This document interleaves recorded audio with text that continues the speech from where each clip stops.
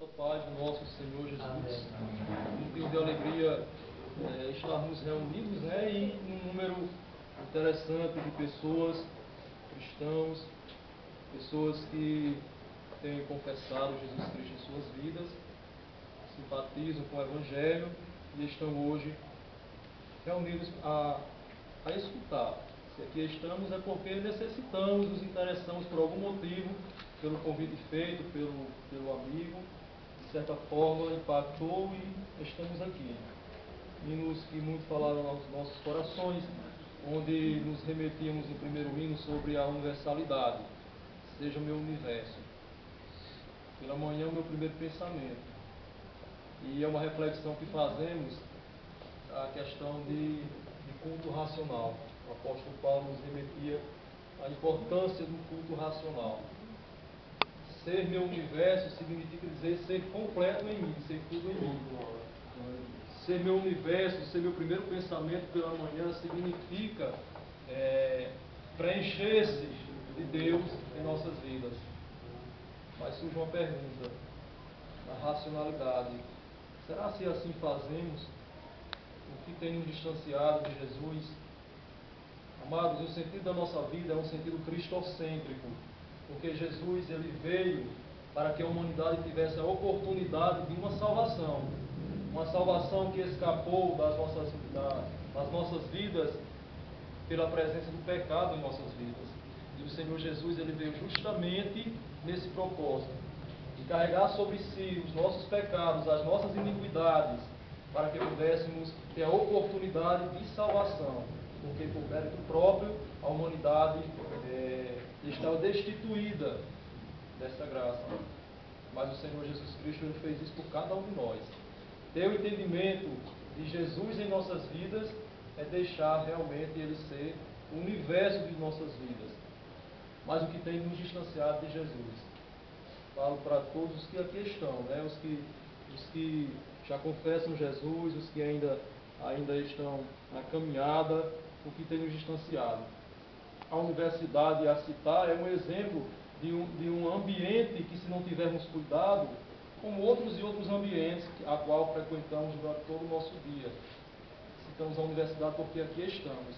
É um ambiente que, se não tivermos cuidado, acabamos por enveredarmos por caminhos que às vezes nos distanciam do verdadeiro sentido da nossa vida, que é o sentido cristocêntrico.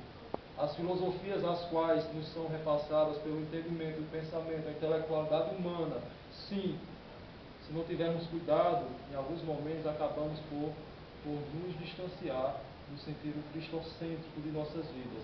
Eu convido os amados a compartilhar a leitura no Evangelho de Mateus, no capítulo 8.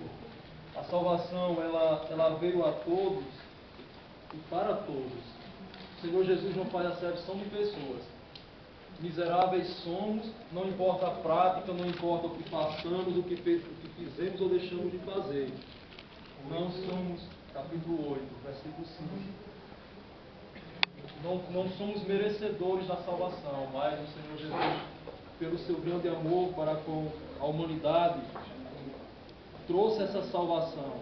E quando a gente fala de salvação, quando a gente fala de aproximação com Deus, algumas pessoas até se remetem a uma questão, por muito tempo foi alimentado na sociedade, a sociedade fez isso com as pessoas, foi alimentado no sentido de miséria. As pessoas que fossem desapegadas de bens materiais, pessoas miseráveis, os pobres, eles teriam uma aproximação com Deus. Aí alguns justificavam até aquela questão de é mais fácil um camelo passar por um buraco de uma agulha do que um rico entrar no reino dos céus. Aí fazem toda uma confusão, que na realidade não é isso. Outras pessoas, depois, já mais recente, mais contemporâneo da nossa era, algumas pessoas alimentavam que a prosperidade tinha a ver com a aproximação com Deus. Se você não fosse próspero, financeiramente, materialmente, você estava distante das vistas de Deus. Então são dois extremos. Mas a salvação veio para todos, menos posses, mais posses. Na realidade, quando o Senhor Jesus nos fala no capítulo 8 de Mateus, versículo 5, ele nos mostra agora uma figura de representação. um homem que tinha representação numa milícia, na realidade, um oficial.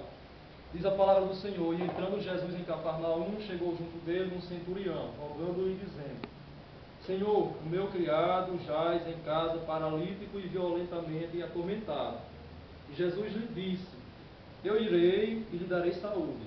E o centurião respondendo disse: Senhor, não sou digno de que entres debaixo do meu telhado, mas dize somente uma palavra e o meu criado sarará.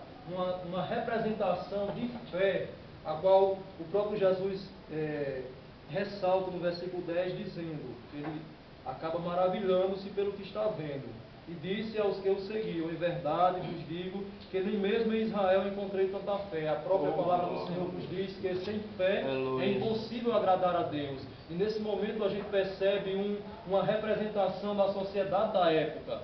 E o quanto é difícil pessoas que têm um status social, o quanto é difícil, quantas barreiras ele tem que enfrentar até chegar até Jesus. Daí a colocação que o próprio Jesus fala.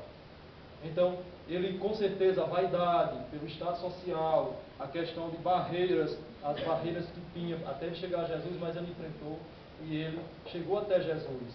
E essa representação de fé chamou a atenção do próprio Cristo. O quão é significativo e interessante refletirmos o que é que está nos distanciando numa conduta de deixar que o Senhor seja realmente o nosso universo. Durante todo o dia, se não tivermos cuidado, o trabalho nos distancia, até a família, se não tivermos cuidado, a família acaba nos distanciando do propósito de Deus em nossas vidas. E a gente fala do propósito de Deus em nossas vidas.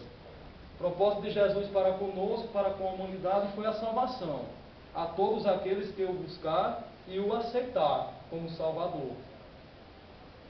E nesse momento de aceitarmos o Senhor em nossas vidas, vem sobre nós um novo perfil, que é o perfil de filho e servo. De filho e servo. E nesse momento uma responsabilidade soa e pesa sobre cada um de nós. Agora eu trago um questionamento, não apenas o que tem nos distanciado de Jesus, mas eu trago um questionamento.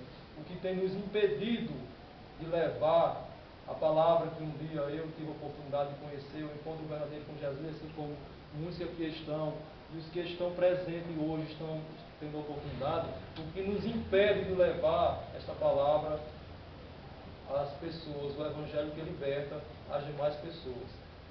Amados, quando as pessoas que leem a palavra, conhecem a palavra, elas se calam, elas ficam omissas, almas vão para o inferno. Isso acontece. Esses jovens estão a se perder por não conhecer a palavra.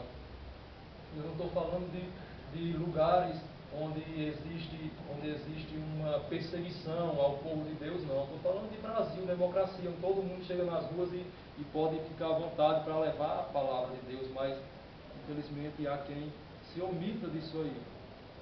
E eu trago um exemplo da secularidade, um exemplo secular que serve para nós que conhecemos, e eu falo de maneira geral, genérica, porque como estamos numa academia, acredito que diversas literaturas é do nosso conhecimento, inclusive a própria Bíblia.